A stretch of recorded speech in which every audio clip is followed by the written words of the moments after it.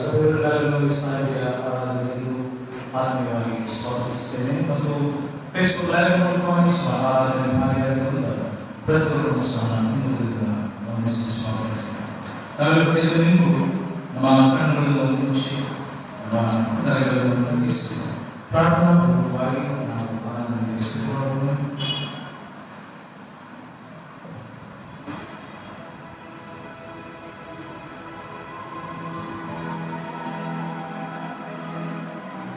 ದೇವರು ಪ್ರೀತಿಸುವವನಾಗಿದ್ದಾನೆ.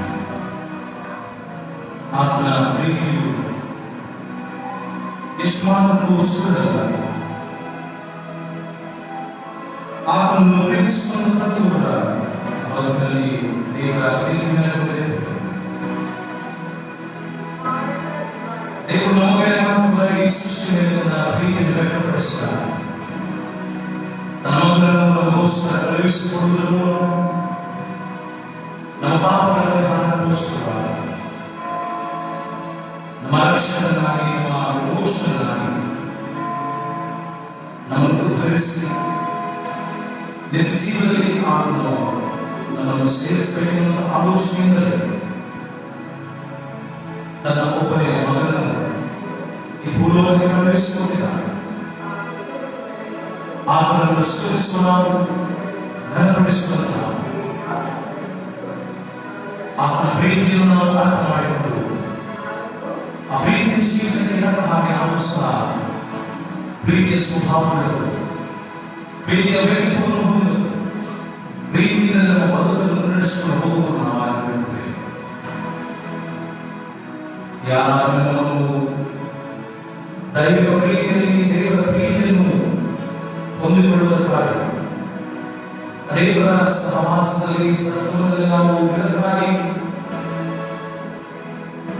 ದೇವರ ಮಹಿಮೆಗಾಗಿ ಕ್ರಿಸ್ತನ ಪ್ರೀತಿಯಲ್ಲಿ ನಾವು ನೆಲೆಗೊಂಡಿರುವುದಕ್ಕೆ,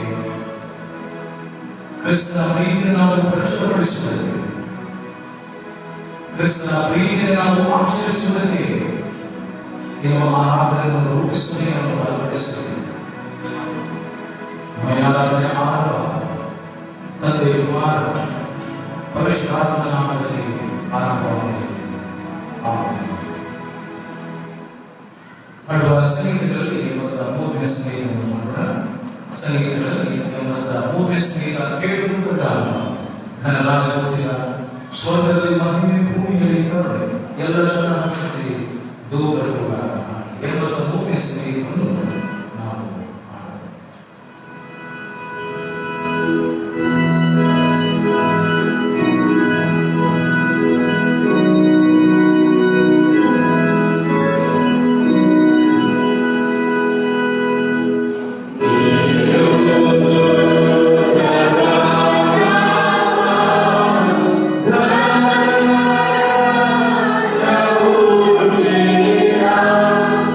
Swara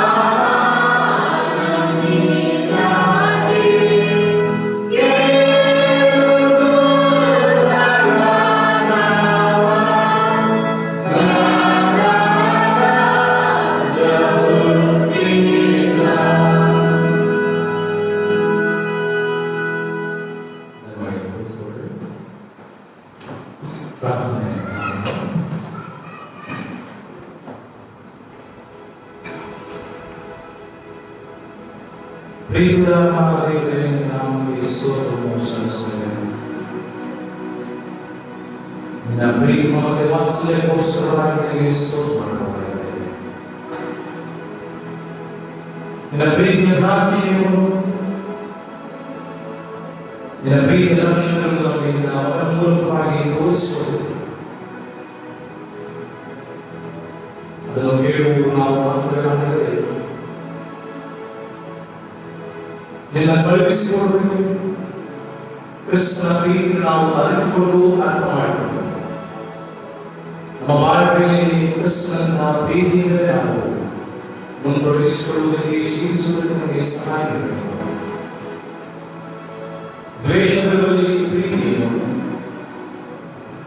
ಭಯವಿರುವಲ್ಲಿ ಸಮಾಧಾನವನ್ನು, ಅಶಾಂತಿ ಇರುವಲ್ಲಿ ಶಾಂತಿಯನ್ನು, ನೆಮ್ಮದಿಯನ್ನು ಅನುಭವಿಸಿ ಪ್ರೀತಿಯನ್ನು ಸಾಲದ ಕ್ರಿಸ್ತನ ಗುಣವನ್ನು ನಾವು ಧರಿಸಿಕೊಳ್ಳುವುದಕ್ಕೆ ನಮಗೆ ಸಹಾಯ ಮಾಡಬೇಕು.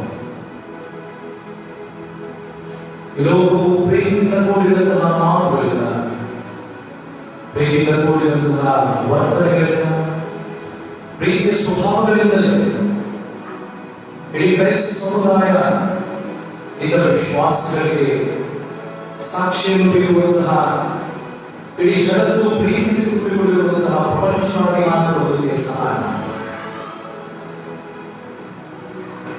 ಗಲಭೆ, ಗೊಂದಲ, ಸಮಾಧಾನ, ಶಾಂತಿಯ ವಾತಾವರಣದಲ್ಲಿ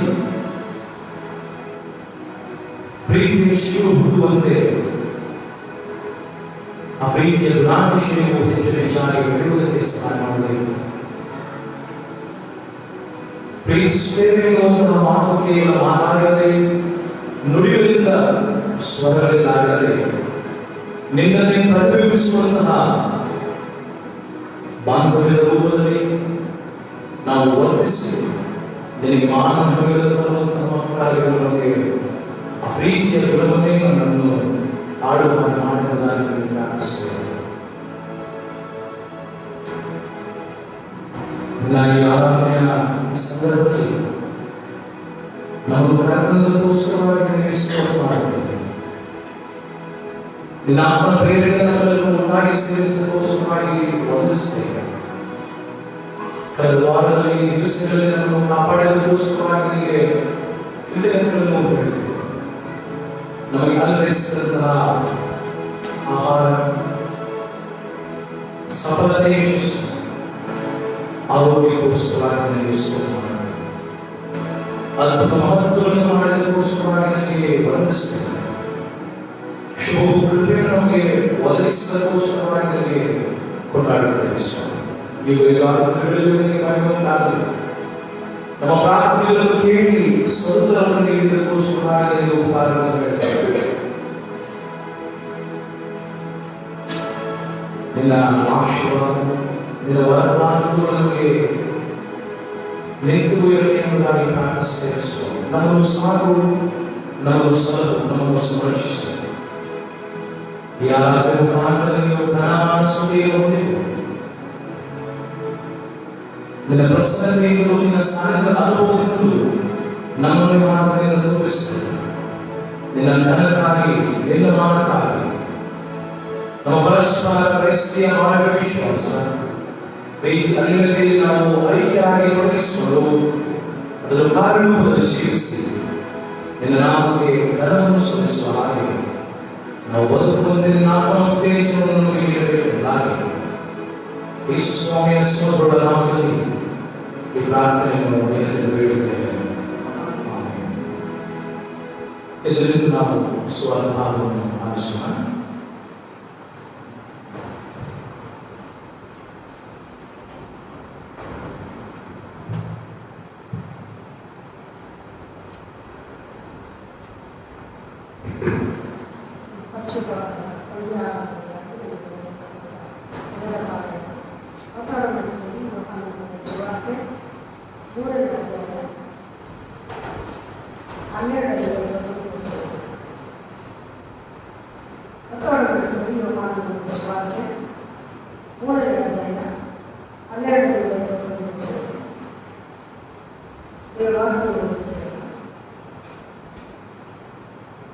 ನಾನು ಭೂಲೋಕದಲ್ಲಿ ನಡೆಯುವ ಕಾರ್ಯಗಳನ್ನು ಕುರಿತು ನಿನಗೆ ಹೇಳುವಾಗ ನೀವು ನಂಬದೆ ಹೋದರೆ ಪರಲೋಕದ ಕಾರ್ಯಗಳನ್ನು ಕುರಿತು ನಿನಗೆ ಹೇಳಿದರೆ ಹೇಗೆ ನಂಬಿ?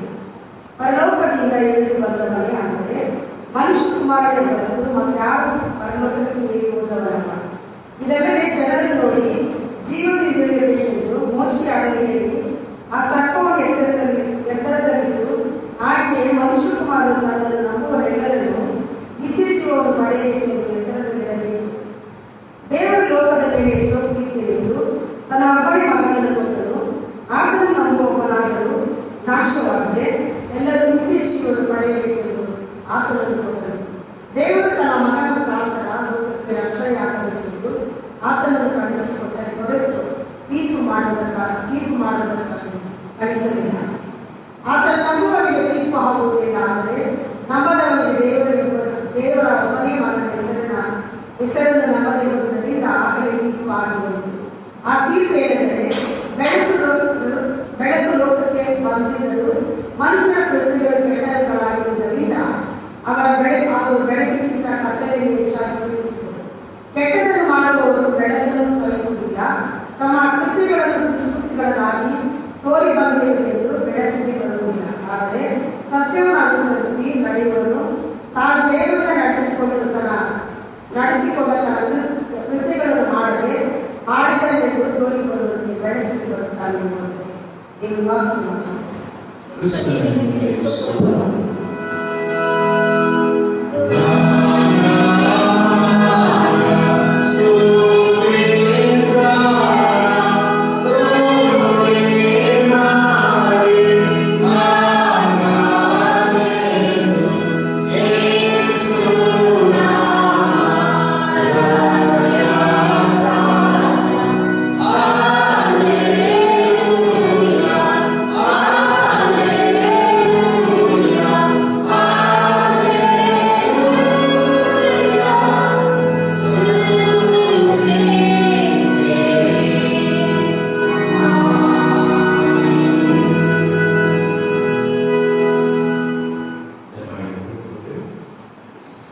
ಸಂದೇಶವನ್ನು ನಾವು ವಿಸ್ತರಿಸೋಣ. ಇಂಥ ಒಳ್ಳೆ ಸಮಯಗಳು ಗೀತೆ ಮಾಡುವ ಮೂಲಕ ದೇವರ ಸಂದೇಶಕ್ಕೆ ಸಿದ್ಧ.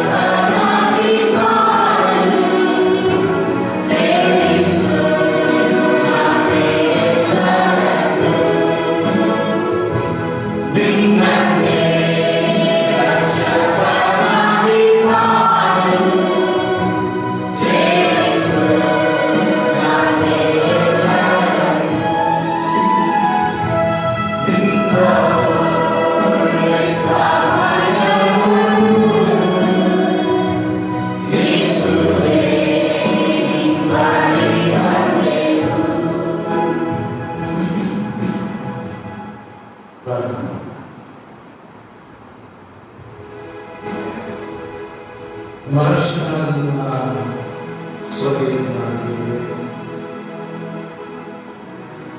ನಿನ್ನ ವಾಕ್ಯದ ಪುರಾತನವನ್ನು ತಿಳಿಯಲು ಧ್ಯಾನ ಮಾಡಲು ನಾವು ಇದ್ದೇವೆ. ನಮ್ಮೊಂದಿಗೆ ಮಾತನಾಡಿಸು. ನಿನ್ನ ವಾಕ್ಯದ ಅರಿವು ತಿಳುವಳಿಕೆ ನಮಗೆ ಹೆಚ್ಚಾಗಿ ದಯಪಾಲಿಸು. ನಿನ್ನ ವಾಕ್ಯ ಪ್ರಕಾರವೇ ನಾವು ಜೀವಿಸುವ ಹಾಗೆ ಮಾಡು. ನಮಗೆ ಬೇಕಾದಂತಹ ನಿನ್ನ ವಾಕ್ಯದ ತಿಳುವಳಿಕೆಯಿಂದಲೇ ಅದಕ್ಕನುಸಾರವಾದಂತಹ ಜೀವಿತದಲ್ಲಿ ನಮ್ಮ ಬದುಕನ್ನು ನಾವು ಸಾಗಿಸಿಕೊಂಡು ಹೋಗಿ ಮಕ್ಕಳಿಗಾಗಿ ಕರೆಗಾಗಿ ನಾವು ಜೀವಿಸುವುದಕ್ಕೆ ಸಹಾಯಿಸೋಣ.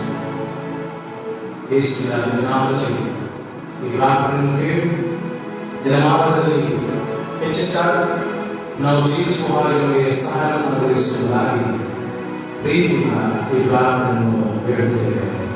ಆಮೆನ್.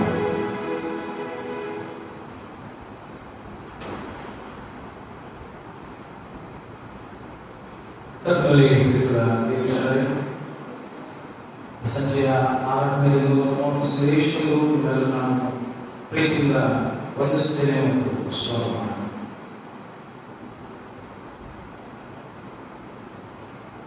ಒಬ್ಬ ಹೆಸರಾಂತ ಲೇಖಕ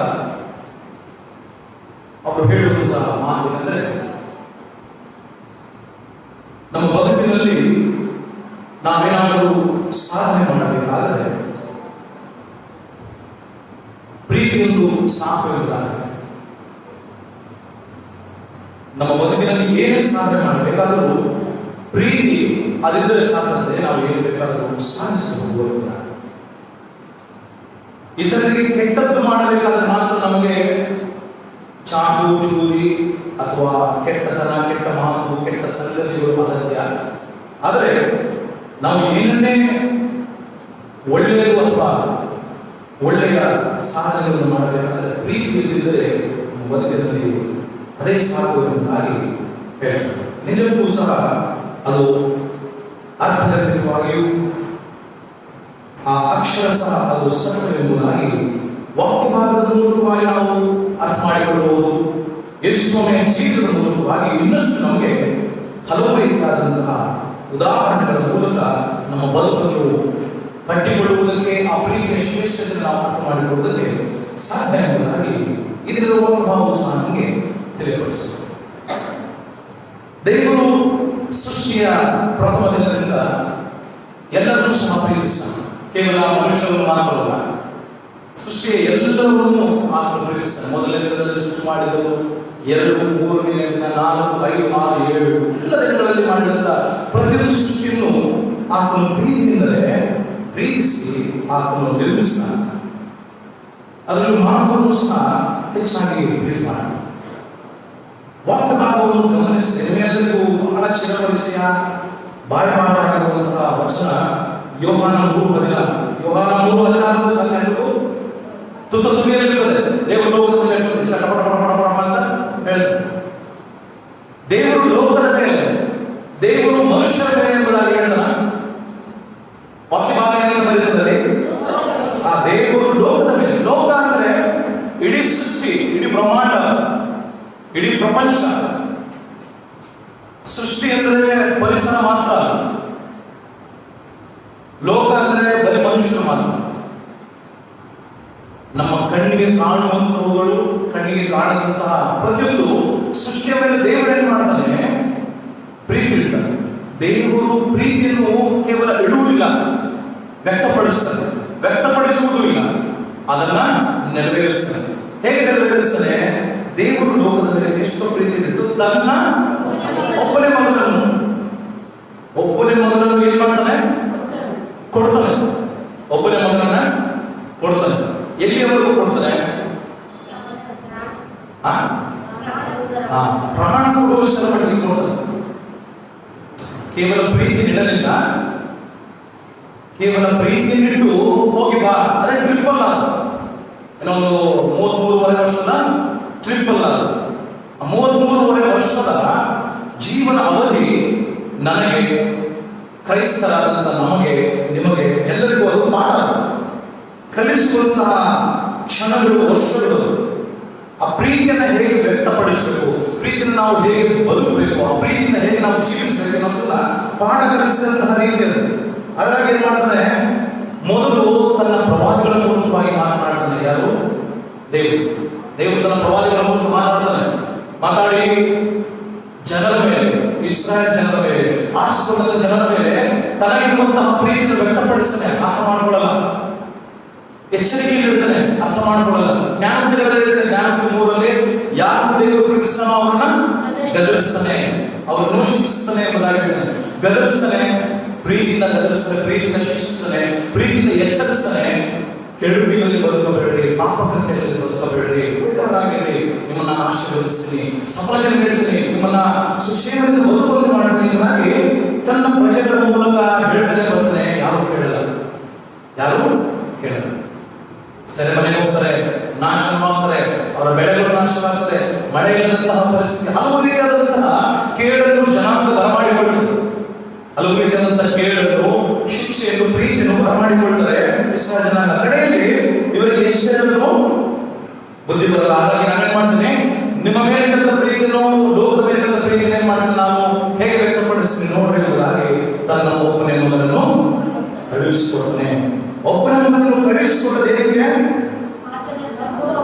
ಆತನನ್ನು ನಂಬುವ ಒಬ್ಬನಾದರೂ ನಾಶವಾಗಬಾರದು. ಆತನು ನಂಬುವಂತ ಪ್ರತಿಯೊಬ್ಬ ಮನುಷ್ಯ ಇಡೀ ಸೃಷ್ಟಿ ನಾಶವಾಗಬಾರದು, ಎಲ್ಲರೂ ಸಹ ನಿತ್ಯ ಜೀವವನ್ನು ಪಡೆಯಬೇಕೆಂದು ಆತನನ್ನು ಕೊಟ್ಟನು. ಹಾಗಾದ್ರೆ ದೇವರು ತನ್ನ ಪ್ರೀತಿಯನ್ನು ಕೊಡ್ತಾನೆ, ತನ್ನ ಪ್ರೀತಿಯನ್ನು ಕೊಡ್ತಾನೆ, ಇಟ್ಕೊಳ್ಳಲ್ಲ. ತನ್ನಷ್ಟಕ್ಕೆ ತಾನೇ ಇಟ್ಕೊಳ್ಳಲ್ಲ, ತನ್ನ ಬಳಿಯಲ್ಲಿ ಮಾತ್ರ ಇಟ್ಟುಕೊಳ್ಳುವುದಿಲ್ಲ, ಅಥವಾ ತನ್ನ ಜನರಿಗೆ ಮಾತ್ರ ಅದನ್ನು ಸೀಮಿತ ಮಾಡಿಲ್ಲ. ದೇವರು ತನ್ನ ಮಗನನ್ನು ಲೋಕದ ಮೇಲಿರುವ ಪ್ರೀತಿಯನ್ನು ಕೊಡುವುದರ ಮೂಲಕ ವ್ಯಕ್ತಪಡಿಸ್ತಾನೆ.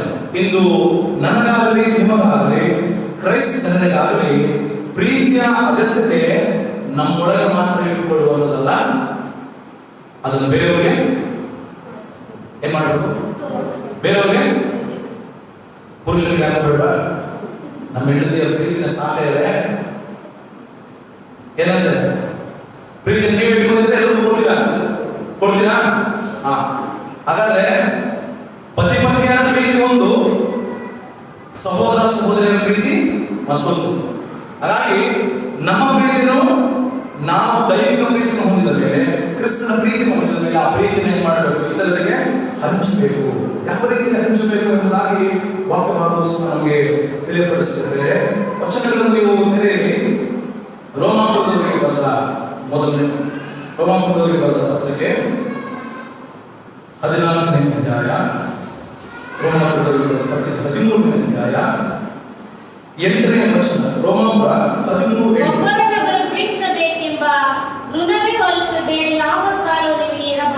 ನಮಗೆ ಸಾಲ, ನಮಗೆ ಸಾಲ ಇದೆ, ಹಣಕಾಸಿನ ಸಾಲ, ಆರ್ಥಿಕ ಸಾಲ, ಅಥವಾ ವಸ್ತುವಿನ ಸಾಲ, ಸಾಲ ತಗೊಂಡಿದ್ದು, ಅನ್ನ ತಗೊಂಡಿದ್ದು, ಅಕ್ಕಿ ತಗೊಂಡಿದ್ದು, ಸಕ್ಕರೆ ತಗೊಂಡಿದ್ದಲ್ಲ ಸಾಲ ಅಲ್ಲ. ನಮಗಿರುವಂತಹ ಶ್ರೇಷ್ಠ ಸಾಲ ಒಬ್ಬರನ್ನೊಬ್ಬರು ನಾವು ಪ್ರೀತಿಸಬೇಕಿರುವಂಥದ್ದು. ನಾನು ಸಾಲಗಾರನೆ, ನೀವು ಸಹ ಸಾಲಗಾರ. ಯಾಕಂದ್ರೆ ನಾನು ನಿಮ್ಮನ್ನು ಪ್ರೀತಿ ಮಾಡುವಂತಹ ಸಾಲ ಋಣ ನನಗಿದೆ. ನೀವು ನನ್ನನ್ನು ಪ್ರೀತಿಸುವಂತ, ನಾವೆಲ್ಲರೂ ಸೇರಿ ಕ್ರೈಸ್ತರಾಗಿ ಕ್ರಿಸ್ತನ ಪ್ರೀತಿಯನ್ನು ಇತರರಿಗೆ ಹಂಚುವಂತಹ ಋಣವನ್ನು ನಾವು ಇನ್ನು ಇಟ್ಕೊಂಡಿದ್ದೇವೆ. ಲೌಕಿಕವಾಗಿ ನನಗೆ ಲೋನ್ ಇಲ್ಲ, ನನಗೆ ಸಾಲ ಇಲ್ಲ ಅಂತಂದ್ರೆ ಒಳ್ಳೆಯದು, ಅದು ಲೌಕಿಕ ವಿಷಯದಲ್ಲಿ. ಆದರೆ ಆತ್ಮಿಕವಾಗಿ ನಾನು ನೀವೆಲ್ಲರೂ ಸಹ ಕ್ರಿಸ್ತನ ಪ್ರೀತಿಯನ್ನು ತಿಳಿದವರಾಗಿ, ಕ್ರಿಸ್ತನ ಪ್ರೀತಿಯನ್ನು ಇಟ್ಟುಕೊಂಡವರಾಗಿ, ಕ್ರಿಸ್ತನ ಪ್ರೀತಿಯನ್ನು ಅರಿತುಕೊಂಡವರಾಗಿ, ಕ್ರಿಸ್ತನ ಪ್ರೀತಿಯನ್ನು ನಾವು ಸಾರುವಂತ, ಹಂಚುವಂತ, ವ್ಯಕ್ತಪಡಿಸುವಂತ, ಕೊಡುವಂತಹ ಸಾಲ ಇಲ್ಲದೆ ಋಣ ನಮ್ಮ ಮೇಲೆ ಇದೆ. ಮತ್ತೊಬ್ಬರನ್ನು ಪ್ರೀತಿಸುವವನು ಧರ್ಮ ಪ್ರಮಾಣವನ್ನೆಲ್ಲ ನೆರವೇರಿಸಿದ್ದಾನೆ. ಹಾಗಾದ್ರೆ ನನಗೆ ಯಾವ ಸಾಲವಿಲ್ಲ ಎನ್ನುವಂತಹ ಆಲೋಚನೆ ಇಲ್ಲದೆ ನಾನು ಎಲ್ಲರನ್ನು ಪ್ರೀತಿಸಬೇಕೆನ್ನುವಂತಹ ಗುಣ ನನ್ನ ಮೇಲೆ ಇದೆ. ಆ ಪ್ರೀತಿಯನ್ನು ನಾನು ಕೊಡಬೇಕು. ದೈವಿಕ ಪ್ರೀತಿ, ಲೌಕಿಕ ಪ್ರೀತಿ ಅಲ್ಲ. ಲೌಕಿಕ ಪ್ರೀತಿ, ದೈವಿಕ ಪ್ರೀತಿ. ನಿಮ್ಮನ್ನ ಯಾರಾದರೂ ಒಂದು ಕಾರ್ಯಕ್ರಮಕ್ಕೆ, ಶುಭ ಕಾರ್ಯಕ್ಕೆ ಆಹ್ವಾನ ಮಾಡೋದಿಲ್ಲ, ಮದುವೆಗೆ ಆಹ್ವಾನ ಮಾಡೋದು ಏನ್ ಮಾಡ್ತೀರಾ? 500,000 ಅಥವಾ ಒಂದು ಒಳ್ಳೆಯ ಉಡುಗೊರೆ ತಗೊಂಡೋಗಿ ಕೊಡ್ತಿದ್ದಾರೆ. ಮತ್ತೆ ಅವರು ನಿಮ್ಮನ್ನು ಇನ್ವೈಟ್ ಮಾಡಿದಾಗ, ಅಥವಾ ನೀವು ಅವ್ರನ್ನ ಇನ್ವೈಟ್ ಮಾಡಿದಾಗ ಮತ್ತೆ ಅವರು 500 ಆಗಿದ್ರೆ 1 ಆಗ್ತದೆ, ಏನಂದ್ರೆ 600 ಆಗ್ತದೆ, 1000 ಆಗ್ತದೆ, 500 ಆಗ್ತದೆ. ಅಲ್ಲಿ ಏನಾಯ್ತು? ಮುಯಿಗೆ ಮುಯಿ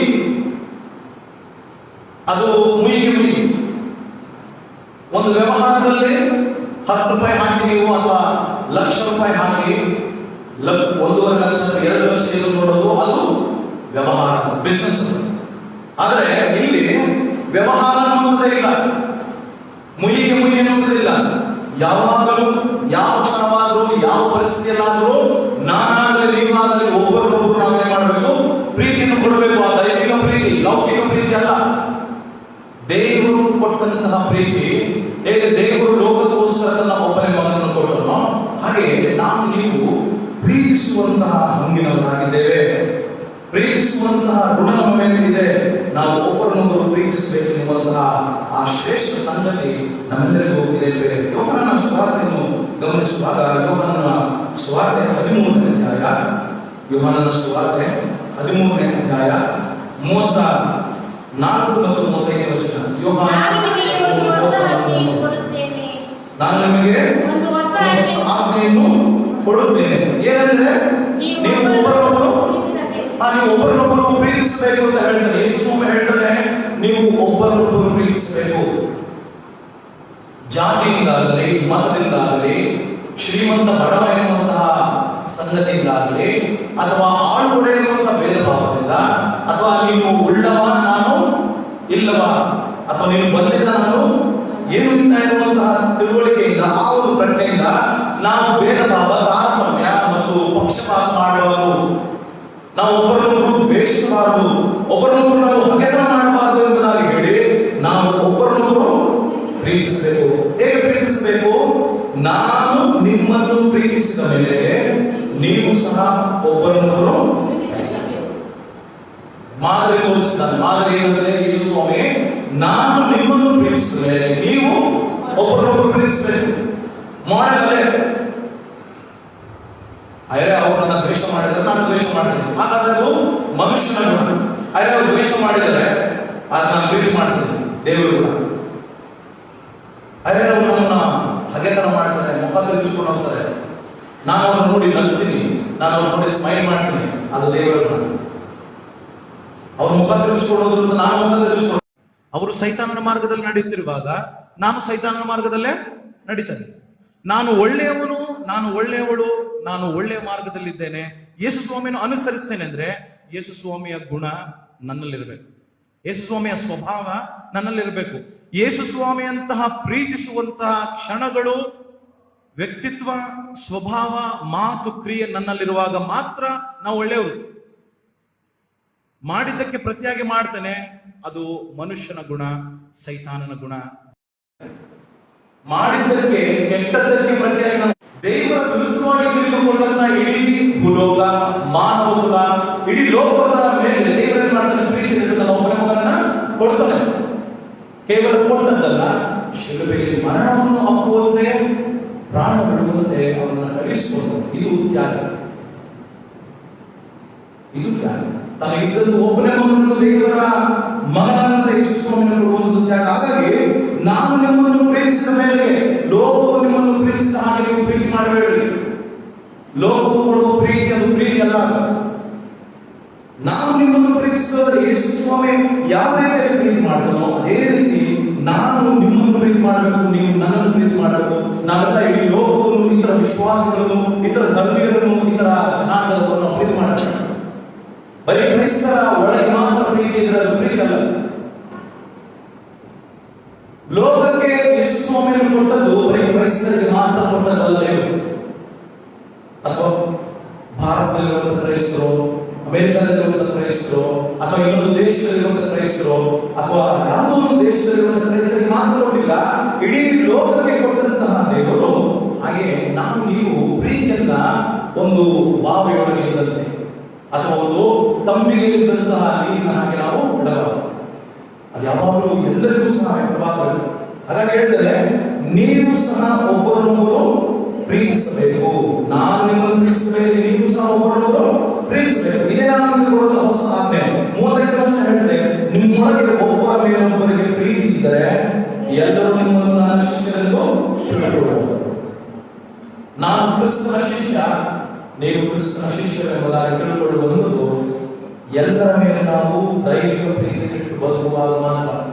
ಲೌಕಿಕ ಪ್ರೀತಿ ನನ್ನ ಬೇರೆ, ದೈವಿಕ ಪ್ರೀತಿಯನ್ನು ಒಳಗೊಂಡಂತಹ ಜೀವಿತ ನನ್ನದು ನಿಮ್ಮದು ಆಗಿದ್ದರೆ ಮಾತ್ರ ಆಗ ನಾವು ಯೇಸು ಸ್ವಾಮಿ ಶಿಷ್ಯರಾಗಿರುವುದಕ್ಕೆ ಸಾಧ್ಯ. ನಾವು ಯೇಸು ಸ್ವಾಮಿ ಶಿಷ್ಯರೆಂಬುದಾಗಿ ಎಲ್ಲರೂ ಕರೆಯುತ್ತಾರೆ.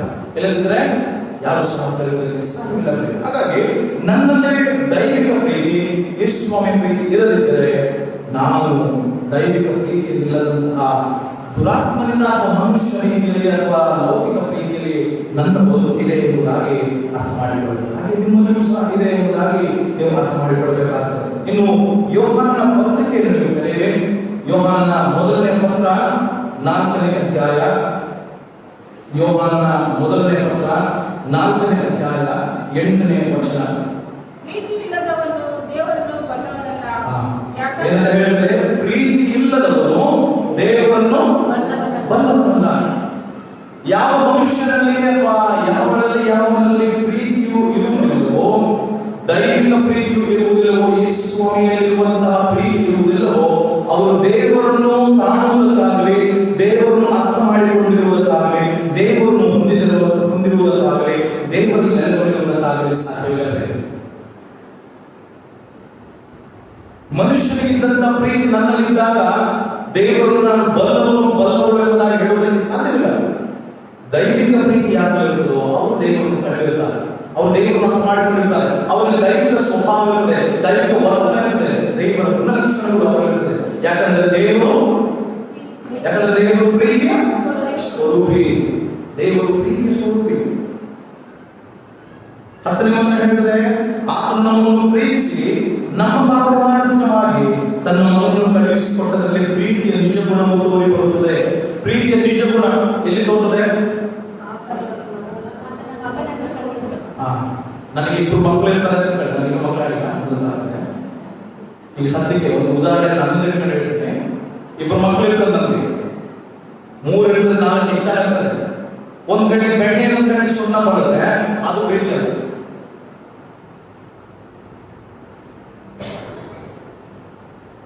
ಅಥವಾ ನಿಮಗೆ ಮಾತ್ರ ನಾನು ಪ್ರೀತಿ ತೋರಿಸ್ರಿ, ಬೇರೆ ಜನಾಂಗಕ್ಕೆ ನಾನು ಪ್ರೀತಿ ತೋರಿಸ್ರಿ ಹೋದ್ರೆ ಅದು ಪ್ರೀತಿ ಅಲ್ಲ. ನಿಮಗೆ ಯಾವ ರೀತಿಯಲ್ಲಿ, ಯಾವ ಪ್ರಮಾಣದಲ್ಲಿ, ಎಷ್ಟು ರೀತಿಯಲ್ಲಿ ನಾನು ಪ್ರೀತಿಸ್ತೇನೋ ಅದೇ ಪ್ರೀತಿ ಇತರ ಜನಾಂಗ, ಇತರ ಧರ್ಮೀಯರಿಗೆ, ಇತರ ವಿಶ್ವಾಸಗಳಿಗೆ ನಾನು ತೋರಿಸಿದ್ರೆ ಅದು ವಿಶ್ವಾಸದ ಪ್ರೀತಿ. ಅಥವಾ ನಾನು ಇತರ ಜನಾಂಗವನ್ನು ಪ್ರೀತಿಸಿ ನಿಮ್ಮನ್ನು ಪ್ರೀತಿಸದೆ ಹೋದ್ರೆ ಅದು ಸಹ ಪ್ರೀತಿ ಅಲ್ಲ. ಹಾಗೆ ನೀವು ಸಹ ನಿಮ್ಮ ಮನೆಗಳಲ್ಲಿ, ನೀವು ಕೆಲಸ ಮಾಡುವಂತಹ ಸ್ಥಳದಲ್ಲಿ, ಅಥವಾ ನೀವಿರುವಂತಹ ವಾಸ ಮಾಡುವಂತಹ ಜಾಗದಲ್ಲಿ ನಿಮ್ಮ ಪ್ರೀತಿಯು ನಿಷ್ಕಳಂಕವಾಗಿರಬೇಕು ಮತ್ತು ಎಲ್ಲರಿಗೂ ಸರಿಸಮಾನತೆ ಇರಬೇಕು. ಒಬ್ಬರಿಗೊಂದರ ಪ್ರೀತಿ ಮತ್ತೊಬ್ಬರಿಗೆ ಒಂದರ ಪ್ರೀತಿ ಮಾಡೋದು ಪ್ರೀತಿ ಅಲ್ಲ. ಸಮಾನತೆ ಇಲ್ಲದ ಪ್ರೀತಿಯೂ ಸಹ ಅದು ಪ್ರೀತಿ ಅಲ್ಲ, ಅದು ದೈವಿಕ ಪ್ರೀತಿ ಅಲ್ಲ, ಮನುಷ್ಯನ ಪ್ರೀತಿ, ದುರಾತ್ಮನ ಪ್ರೇರಣೆವಾದ ಪ್ರೀತಿ. ಯಾಕಂದ್ರೆ ಪ್ರೀತಿಯ ನಿಜ ಗುಣ ತೋರಿ ಬಂದಲ್ಲಿ ದೇವರು ತನ್ನ ಮಗನನ್ನು ಕ್ರೈಸ್ತರಿಗೆ ಮಾತ್ರ ಕೊಡಲಿಲ್ಲ. ದೇವರು ತನ್ನ ಮಗನನ್ನು ಕ್ರೈಸ್ತರಿಗಾಗಿ ಮಾತ್ರ ಸಾಯಬೇಕೆಂಬುದಾಗಿ ಶಿಲುಬೆಗೆ ಮರಣವನ್ನು ಅಪ್ಪಬೇಕೆಂಬುದಾಗಿ ಹೇಳಿಲ್ಲ. ಇಡೀ ಲೋಕಕ್ಕೆ, ಸರ್ವ ಸೃಷ್ಟಿಗೆಲ್ಲ ಆತನು ತನ್ನ ಮಗನನ್ನ ಕಳುಹಿಸಿಕೊಡ್ತಾನೆ. ಪಾಪ ನಿವಾರಣೆ ಮಾಡ್ತಾನೆ. ಯಾಕೆ ಪಾಪ ನಿವಾರಣೆ ಮಾಡ್ತಾನೆ? ನಮ್ಮನ್ನು ನಾವು ಪ್ರೀತಿಸುವವರಿಗೆ ಮಾತ್ರ ನಾವು ಪ್ರೀತಿ ತೋರಿಸಿದ್ರೆ ಏನು ಫಲವನ್ನು ಭ್ರಷ್ಟವಾಗಿ ಮಾಡುವುದಿಲ್ಲವೇ? ಯಾರು ಹೇಳಿದ್ರಲ್ಲ? ಮತಾನುಭವದ ಸುವಾರ್ತೆ 5ನೇ ಅಧ್ಯಾಯ, ಮತ್ತಾಯ 5:46. ಮತ್ತಾಯ 5:46 ಏನಿದೆ? ನಿಮಗೆ ಪ್ರೀತಿ ತೋರಿಸುವವರನ್ನೇ ನೀವು ಪ್ರೀತಿಸಿದರೆ ಫಲವೇನು? ಭ್ರಷ್ಟರು ಹಾಗೆ ಮಾಡುವುದಿಲ್ಲ. ಯಾಕಂದ್ರೆ ನೀವು ನನಗೆ ಪ್ರೀತಿ ಮಾಡಿದಾಗ ನಾನು ನೀವು ಪ್ರೀತಿ ಮಾಡಿದ್ರೆ ನಾನು ಭ್ರಷ್ಟ, ನಾನು ಅನಿಷ್ಟ, ನನ್ನ ಜೀವನವು ನಷ್ಟ. ನಾನು ನಿಮ್ಮನ್ನು ಪ್ರೀತಿ ಮಾಡೋದ್ರಿಂದ ನೀವು ನನ್ನ ಪ್ರೀತಿ ಮಾಡಿದ್ರೆ ನೀವು ಭ್ರಷ್ಟ. ಯಾಕಂದ್ರೆ ವಾಕ್ಯಭಾಗ ಹೇಳ್ತದೆ, ನಿಮ್ಮನ್ನು ಪ್ರೀತಿಸುವವರನ್ನೇ ನೀವು ಪ್ರೀತಿಸಿದರೆ ಫಲವೇನು? ಭ್ರಷ್ಟರು ಸಹ ಹಾಗೆ ಮಾಡುವುದಿಲ್ಲವೇ?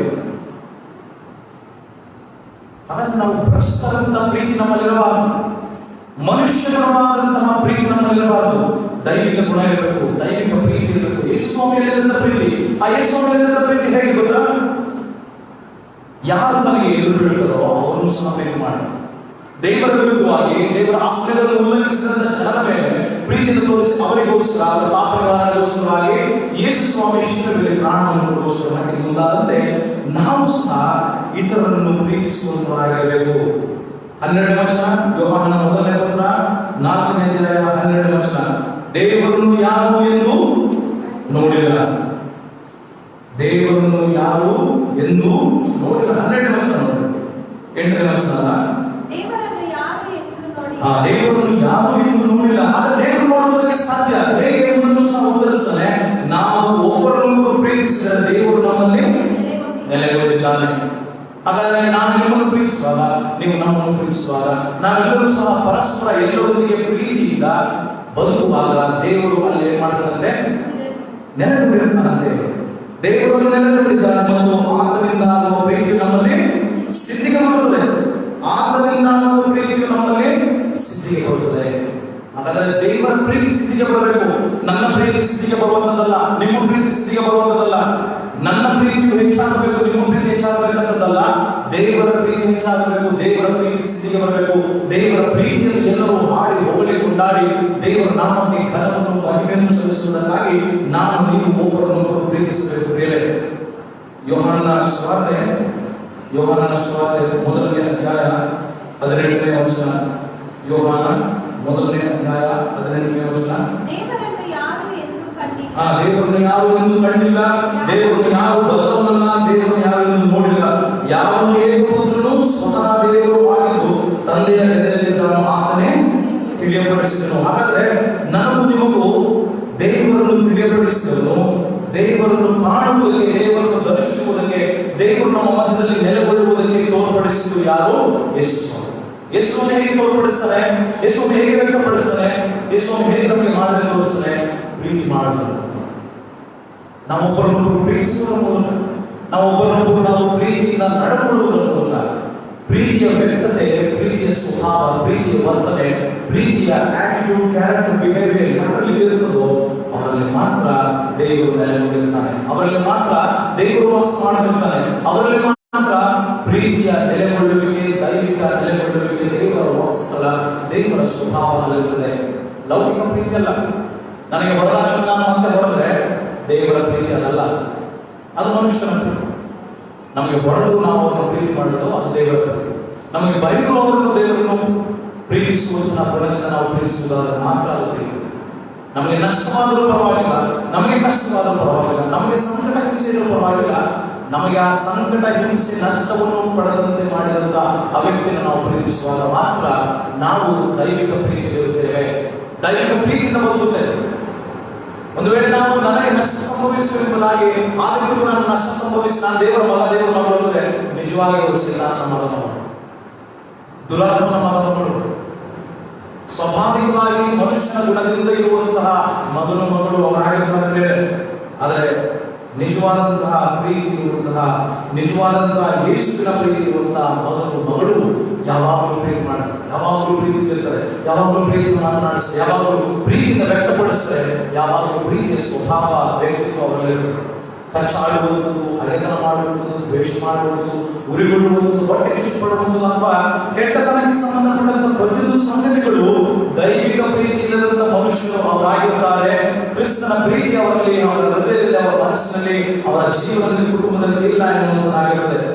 ಯೋಹಾನನ ಸುವಾರ್ತೆ 3ನೇ ಅಧ್ಯಾಯ 20-21 ವಚನ ಗಮನಿಸಿ. ಯೋಹಾನ 3:20-21. ಕೆಟ್ಟದ್ದನ್ನು ಮಾಡುವರು ಬೆಳಕನ್ನು ಸಹಿಸುವುದಿಲ್ಲ. ಕೆಟ್ಟದ್ದನ್ನು ಮಾಡುವಂತ ಪ್ರತಿಯೊಬ್ಬ ವ್ಯಕ್ತಿಗಳಿಗೆ ಬೆಳಕಿನ ಮಕ್ಕಳನ್ನು ಕಂಡ್ರೆ ಸಹಿಸುವುದಿಲ್ಲ. ಬೆಳಕಿನಂತಹ ಒಳ್ಳೆಯ ಕ್ರಿಯೆಗಳನ್ನು ಕಂಡಂತಹ ಸಂದರ್ಭದಲ್ಲಿ ಅವರು ಸಹಿಸುವುದಿಲ್ಲ, ಉಳಿಗೊಳ್ಳುತ್ತದೆ ಅಥವಾ ಅವರಿಗೆ ಅಡೆತಡೆ ನೋಡುತ್ತದೆ. ಅವರಿಗೆ ಏನಾದರೂ ಮಾಡಿ ಅಡ್ಡಗಾಗ್ತಾರೆ ಅಥವಾ ಏನಾದರೂ ಮಾಡಿ ತಡೆಯಬೇಕೆಂಬುದಾಗಿ ಬಯಸ್ತಾರೆ, ಅದನ್ನು ನಿಲ್ಲಿಸಬೇಕೆಂಬುದಾಗಿ ಬಯಸ್ತಾರೆ, ಅಥವಾ ಅದು ನೆರವೇರಬಾರದು, ಅದು ಕೈಗೊಳ್ಳಬಾರದು ಎಂಬುದಾಗಿ ಅವರ ಆಲೋಚನೆ ಆಗುತ್ತದೆ. ತಮ್ಮ ಕೃತ್ಯಗಳು ದುಷ್ಕೃತ್ಯಗಳಾಗಿ ತೋರಿ ಬಂದಾವೆಂದು ಬೆಳಕಿಗೆ ಬರುವುದಿಲ್ಲ. ಆದರೆ ಸತ್ಯವನ್ನು ಅನುಸರಿಸಿ ನಡೆಯುವುದನ್ನು ತಾನು ದೇವರಿಂದ ನಡೆಸಿಕೊಂಡು ತನ್ನ ಕೃತ್ಯಗಳನ್ನು ಮಾಡುತ್ತೇವೆಂದು ತೋರಿ ಬರುವಂತೆ ಬೆಳಕಿಗೆ ಸತ್ಯವನ್ನು ಅನುಸರಿಸುವಂತಹ, ಬೆಳಕನ್ನು ಅನುಸರಿಸುವಂತಹ ಬೆಳಕಿನ ಮಕ್ಕಳು, ಸತ್ಯದ ಮಕ್ಕಳು ಯಾವಾಗಲೂ ಒಳ್ಳೆಯದನ್ನೇ ಮಾಡ್ತಾರೆ, ಯಾವಾಗಲೂ ಎಲ್ಲರನ್ನೂ ಪ್ರೀತಿ ಮಾಡ್ತಾರೆ, ಯಾವ ಭೇದ ಭಾವವಿಲ್ಲದೆ, ಯಾವ ಪಕ್ಷಪಾತವಿಲ್ಲದೆ, ಯಾವುದೇ ತಾರತಮ್ಯವಿಲ್ಲದೆ ಎಲ್ಲರನ್ನೂ ಪ್ರೀತಿಸ್ತಾರೆ. ಎಲ್ಲ ಜನಾಂಗದವರನ್ನು, ಎಲ್ಲ ಜನಾಂಗದ ವ್ಯಕ್ತಿಗಳನ್ನು ಪ್ರೀತಿಸ್ತಾರೆ. ಭಿಕ್ಷುಕರನ್ನು ಸಹ ಪ್ರೀತಿಸ್ತಾರೆ, ನಿರ್ಗತಿಕರನ್ನು ಪ್ರೀತಿಸ್ತಾರೆ, ಸಮಾಜದ ಹೊರಗಿರುವಂತವರನ್ನು ಪ್ರೀತಿಸ್ತಾರೆ, ಶ್ರೀಮಂತರನ್ನು ಪ್ರೀತಿಸ್ತಾರೆ, ಬಡವರನ್ನು ಪ್ರೀತಿಸ್ತಾರೆ, ಒಳ್ಳೆಯ ಅಧಿಕಾರದಲ್ಲಿ ಇಲ್ಲದೆ ಹೋಗಿ ಎಲ್ಲರನ್ನು ಪ್ರೀತಿಸ್ತಾರೆ. ಕೇವಲ ಶ್ರೀಮಂತರನ್ನೇ ಪ್ರೀತಿಸುವಂಥದ್ದು, ಹಣವಿಲ್ಲವರನ್ನೇ ಮಾತ್ರ ಪ್ರೀತಿಸುವಂಥದ್ದು, ಅಥವಾ ಅಧಿಕಾರ ಸ್ಥಾನಮಾನದಲ್ಲಿರುವವರನ್ನೇ ಪ್ರೀತಿಸುವಂಥದ್ದು, ನಮ್ಮನ್ನು ಪ್ರೀತಿಸುವವರನ್ನು ಮಾತ್ರ ನಾವು ಪ್ರೀತಿಸುವಂಥದ್ದು, ಅದು ಭ್ರಷ್ಟರ ಗುಣ, ಭ್ರಷ್ಟರ ಸಹವಾಸ, ಭ್ರಷ್ಟತೆಯಿಂದ ಕೂಡಿದಂತಹ ಆ ಗುಣಲಕ್ಷಣಗಳಿಂದ ದೇವರ ಪ್ರೀತಿ ಇಲ್ಲದಂತಾಗಿದೆ. ದೇವರನ್ನು ಅರ್ಥ ಮಾಡಿಕೊಳ್ಳುವುದಕ್ಕೆ ಸಾಧ್ಯವಿಲ್ಲ. ಆ ದೈವಿಕ ಪ್ರೀತಿಯನ್ನು, ಯೇಸುಸ್ವಾಮಿಯ ಪ್ರೀತಿಯನ್ನು ನಾವು ಇತರರಿಗೆ ಕೊಡುವುದಕ್ಕೆ, ಹಂಚುವುದಕ್ಕೆ ಸಾಧ್ಯವಿಲ್ಲ ಎಂಬುದಾಗಿ ವಾಕ್ಯವಾಗಿದೆ. ಹಾಗಾದ್ರೆ ಕ್ರಿಸ್ಮಸ್ನ ದಿನಗಳಲ್ಲಿ ನಾವಿದ್ದೇವೆ. ಈ ಕ್ರಿಸ್ಮಸ್ನ ದಿನಗಳು ಸಂಭ್ರಮದಿಂದ ಇರಬೇಕು, ಸಡಗರದಿಂದ ಇರಬೇಕು. ಆ ರೀತಿಯಾದಂತಹ ಆಚರಣೆಯಲ್ಲಿ ನಾವು ತೊಡಗಿಸಿಕೊಳ್ಳಬೇಕು ಎಂಬುದಾಗಿ ಹಲವು ಆಲೋಚನೆ ಮಾಡಿದೆ. ಆದರೆ ನಿಜವಾಗಿಯೂ ನಮ್ಮ ಮನಸ್ಸಿನಲ್ಲಿರುವಂತಹ ಅಸಮಾಧಾನ, ನಮ್ಮ ಮನಸ್ಸಿನಲ್ಲಿರುವಂತಹ ಗೊಂದಲ, ನಮ್ಮೊಳಗಿರುವಂತಹ ಸಮಸ್ಯೆ ತೊಂದರೆಗೆ ಬಗೆಹರಿಸಿಕೊಳ್ಳುವುದಕ್ಕೆ ನಾವು ಪರಿಹಾರ ಕಂಡುಕೊಳ್ಳಬೇಕಾದರೆ ನಾವು ಪ್ರೀತಿಸಬೇಕು. ಯಾರ ಸಂಗಡ ನನ್ನ ಸಂಬಂಧ ಕಡಿದು ಹೋಗಿದೆಯೋ ಅವರೊಂದಿಗೆ ಉಂಟಾಗ, ಯಾರೊಂದಿಗೆ ನಾನು ಮನಸ್ಥಾನವನ್ನು ಇಟ್ಟುಕೊಂಡಿದ್ದೇನೋ ಅವರೊಂದಿಗೆ ನಾನು ಮತ್ತೆ ನನ್ನ ಸಂಬಂಧವನ್ನು ಕೈಗೊಳಿಸಬೇಕು. ಯಾರೊಂದಿಗೆ ನಾನು ಮಾತನಾಡುವುದಿಲ್ಲವೋ ಅವರೊಂದಿಗೆ ನಾನು ಮಾತನಾಡೋಣ. ಯಾರೊಂದಿಗೆ ನನ್ನ ಸಹವಾಸ ಇಲ್ಲವೋ ಅವರೊಂದಿಗೆ ನಾನು ಸಹವಾಸ ಬೆಳೆಸುವ ಪ್ರಯತ್ನ ಮಾಡಿ.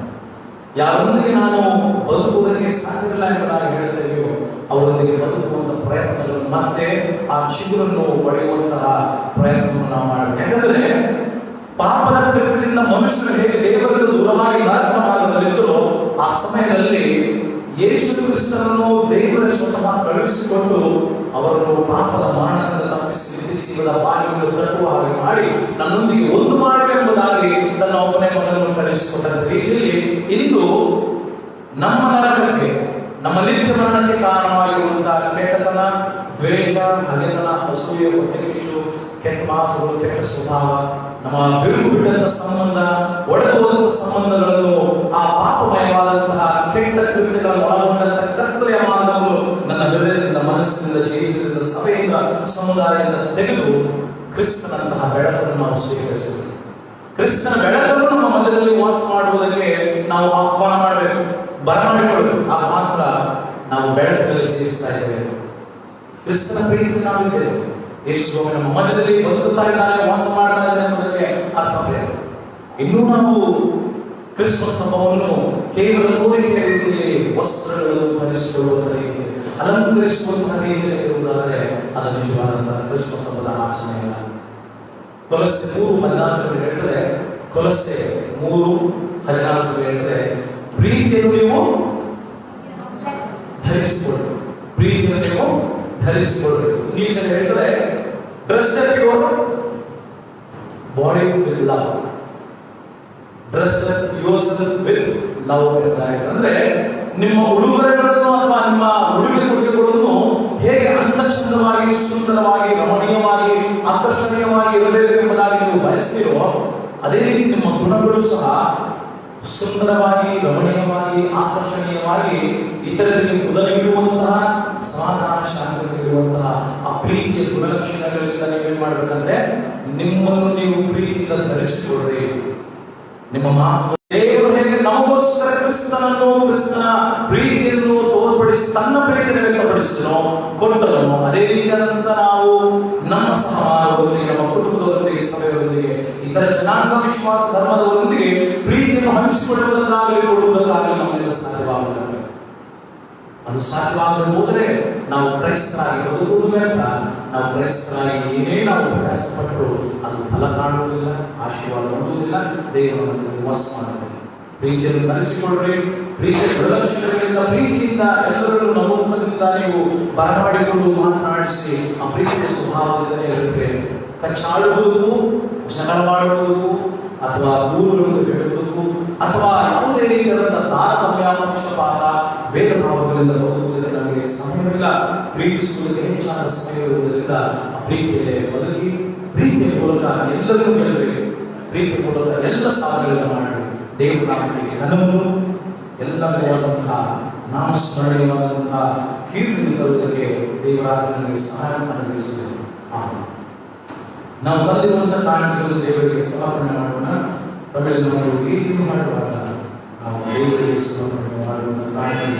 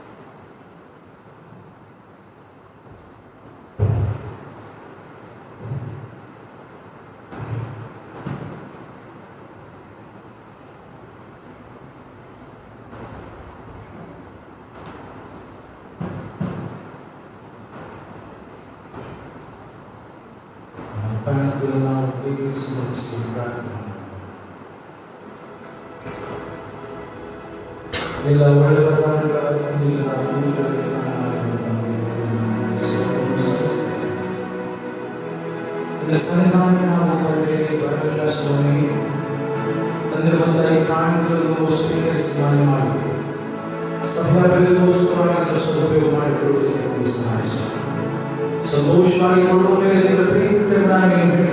ಪ್ರೀತಿಯಿಂದ ಆಶೀರ್ವಾದ ಪಾತ್ರವಾಗಿ ನಶಿಸಾಗಿನ ತಂದುಕೊಳ್ಳಿಕ್ಕಾಗುವ ಸಹಾಯ ಕೇಳಿದ ವಾಕ್ಯಾನುಸಾರವಾಗಿ ಪ್ರೀತಿಯನ್ನು ಧರಿಸಿಕೊಂಡು ಕ್ರಿಸ್ತನ ಪ್ರೀತಿಯ ಜೀವಿತವನ್ನು ಇದರಲ್ಲಿ ಪ್ರಚುರಪಡಿಸುವಂತಹ ಸಾರುವಂತಹ ಹಂಚಿಕೊಳ್ಳುವಂತಹ ಆ ಪ್ರೀತಿಯ ಜೀವಿತವನ್ನು ಇದರಲ್ಲಿ ಕೊಡುವ ಹಾಗೆ ನಮ್ಮ ಬದುಕಾಗಿ ನಾವು ಪ್ರಾರ್ಥಿಸ್ತೇವೆ. ನಮಗೆ ಸಹಾಯ ಸ್ವಾಮಿ. ಶೋಧನೆಗಳು ವಿವಿಧ ರೀತಿಯಾದಂತಹ ಕೆಟ್ಟ ಸಂಗತಿಗಳನ್ನು ಎದುರಾಗುವಾಗ ಪ್ರೀತಿಯಿಂದ ನಾವು ಜಯಿಸುವುದಕ್ಕೆ, ಪ್ರೀತಿಯಿಂದ ನಾವು ಮಾತನಾಡುವುದಕ್ಕೆ, ಪ್ರೀತಿಯ ಸ್ವಭಾವವಿರುವುದರಿಂದಲೇ ನಾವು ಎಲ್ಲವನ್ನೂ ನಡೆಸಿಕೊಂಡು ಹೋಗುವುದಕ್ಕೆ ನಮಗೆ ಸಹಾಯ ಅವಶ್ಯಕ. ಪ್ರೀತಿಯನ್ನು ಮಾಡುವುದರಾಗಲಿ ಕ್ರೈಸ್ತ ಬಾಳಲ್ಲಿ ಪ್ರೀತಿ ನೆಲೆಗೊಂಡಿದೆ. ನಾವು ಪರಸ್ಪರ ಒಬ್ಬರನ್ನು ಪ್ರೀತಿಸುವುದರ ಮೂಲಕ ದೇವರನ್ನು ಕಾಣುತ್ತೇವೆ. ನಾವು ಪರಸ್ಪರ ಪ್ರೀತಿಯಿಂದ ಬದುಕುವಾಗ ದೇವರು ನಮ್ಮಲ್ಲಿ ವಾಸ ಮಾಡುತ್ತಾರೆ. ನಮ್ಮ ಪ್ರೀತಿಯಿಂದ ನಮ್ಮ ಬದುಕನ್ನು ಇತರರೊಂದಿಗೆ ನಾವು ನಡೆಸಿಕೊಂಡು ಹೋಗುವಾಗ ದೇವರು ನಮ್ಮ ಮಾತಲ್ಲಿ ನೆಲೆಗೊಂಡಿದ್ದಾನೆ ಎಂಬುದಾಗಿ ನನ್ನ ಮಾತು ತಿಳಿಯಪಡಿಸುತ್ತದೆ. ಇದಕ್ಕೆ ಅನುಸಾರವಾಗಿ ದ್ವೇಷ, ಹಗೆತನ, ತಾರತಮ್ಯ, ಪಕ್ಷಪಾತ, ಯಾವುದೇ ರೀತಿಯಾದಂತಹ ಭೇದಭಾವಗಳಿಲ್ಲದೆ ಒಳ್ಳೆಯ ಗುಣಲಕ್ಷಣಗಳಿಂದ ಯೇಸುವಿನಂತಹ ಪ್ರೀತಿ, ನಾವಿನ್ನು ಪ್ರೀತಿಸಿದರೆ ನೀವು ಸಹ ಒಬ್ಬರೊಬ್ಬರು ಪ್ರೀತಿಸಿರಿ. ಆ ಪ್ರೀತಿಯ ಗುಣವೇ ಹೊರತು ತಾವು ಆ ಗುಣವನ್ನು ಮೇಲಿನದಾಗಿ ಹೇಳಿದಂತೆ ಆ ಗುಣವನ್ನು ನಾವು ಜೀವಿಸುವಂತಹ ಆ ಗುಣದಲ್ಲಿ ನಾವು ಯಾವಾಗಲೂ ಪ್ರೀತಿಯ ಗುಣಲಕ್ಷಣಗಳನ್ನು ನಾವು ಧರಿಸಿಕೊಂಡು ನಿನ್ನನಾಮಕ್ಕೆ ಘನವು, ಕೀರ್ತಿ, ಮಹಿಮೆ ತರುತ್ತಾಗಿ ನಿತ್ಯವೂ ಪ್ರೀತಿ ಮಮತೆಯ ವಾತ್ಸಲ್ಯದ ಜೀವಿತವನ್ನು ಮಾಡುವುದಾಗಿ ನಿನ್ನ ಮೂಲಕ ನಿನಗೆ ಪ್ರೀತಿಯಿಂದ ಜೀವಿಸುವುದಾಗಿ ಸಹಾಯ ನಡೆಸುವುದಾಗಿ ಯೇಸು ಸ್ವಾಮಿಯ ಪ್ರೀತಿಯ ನಾಮದಲ್ಲಿ ದೇವರು ಪ್ರೀತಿ ಪ್ರಾರ್ಥನಾ 3 ಕ್ಷಣಗಳನ್ನು